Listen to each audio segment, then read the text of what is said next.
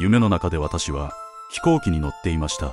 そして墜落する瞬間を体験したのです。その日は飛行機に乗る予定で、昨晩の夢が気になってましたが、飛行機にはよく乗るので気のせいだと思いながら空港に向かいました。搭乗手続きを済ませ待っていると、目の前に荷物をたくさん持った外国人がいました。そこからボールが一つ落ち、拾ってあげました。そして搭乗アナウンスが聞こえてきました。その時はっと思い出したのです。夢でもボールを拾って外国人に渡し、アナウンスの後飛行機に乗ったんだと。そんなはずはないと思いましたが、急遽キャンセルして搭乗しませんでした。しかしその予感は現実のものに。